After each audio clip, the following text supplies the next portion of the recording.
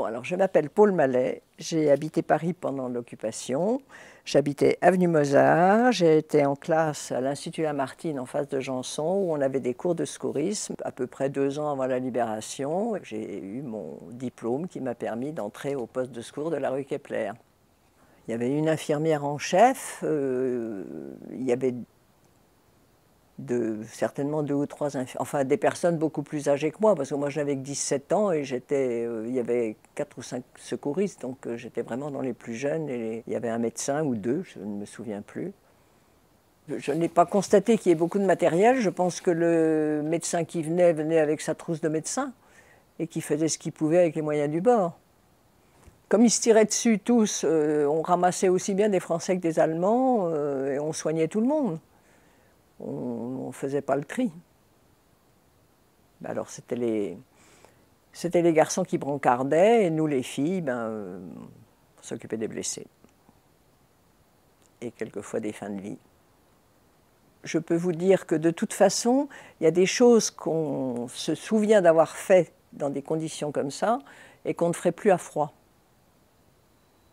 Quand on est dans un certain contexte, on est pris dedans et on ne pense pas. Donc on fait ce qu'il faut sans y penser.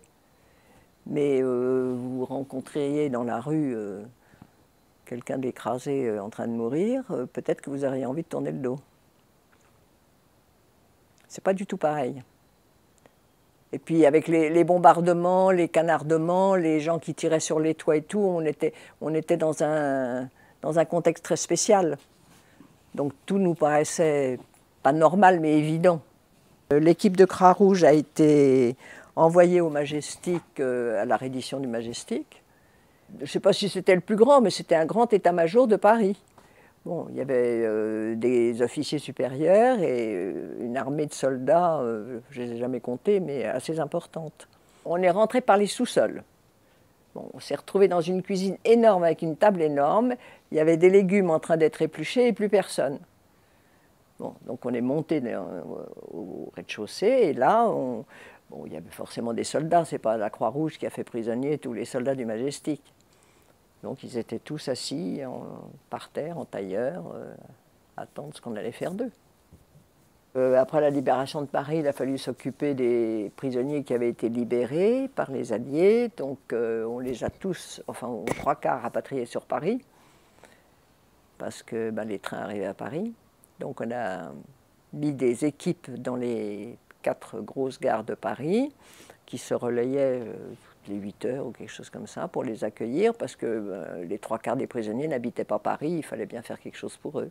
Les nourrir, les désinfecter et leur retrouver leur famille, comment parvenir à rentrer chez eux, enfin il y avait tout un travail à faire. Moi mon métier c'était simplement de recruter des filles, de les dispatcher dans les gares et d'aller voir que les changements d'équipe se faisaient bien et que les prisonniers étaient bien accueillis. Mais le côté paperasserie et organisation, c'était pas moi. On était un peu inconscients pendant la guerre. Moi, j'habitais donc avenue Mozart, au 2e étage. Et quand il y avait 2 avions qui se tiraient dessus au-dessus de notre tête, on sortait sur le balcon pour voir. Bon. Et quand le lycée Molière, qui était juste derrière notre dos, a été bombardé, c'est pareil, on est sorti pour regarder, on a trouvé ça très drôle. Pas très drôle, mais de voir, d'assister, d'être présent. Il n'y avait pas de raison. Et quand on descendait, quand mes parents exigeaient qu'on descende à la cave, on jouait à la belote. L'Institut Lamartine, on aurait pu se faire tuer 50 fois. Quand il y avait une alerte, nous emmenait dans les caves de l'avenue Victor Hugo. Vous voyez le chemin qu'il faut faire pour y aller. Bon, donc on aurait pu se faire tuer dans le chemin.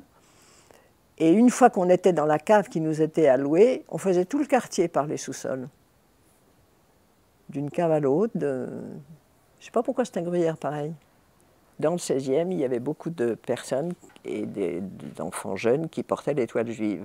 Et moi qui étais dans un cours privé, pas de l'État mais privé, j'avais dans ma classe des enfants qui portaient l'étoile juive.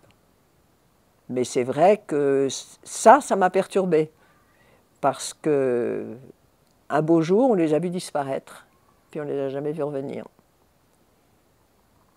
J'avais 2, 3 filles et 2, 3, 4 garçons avec lesquels j'étais amie. On n'a jamais eu de leurs nouvelles. Quand De Gaulle a descendu les Champs-Élysées, l'équipe de mon poste de secours était le long des Champs-Élysées, à peu près à la hauteur de la rue du Colisée. On faisait la haie. On avait un bel uniforme.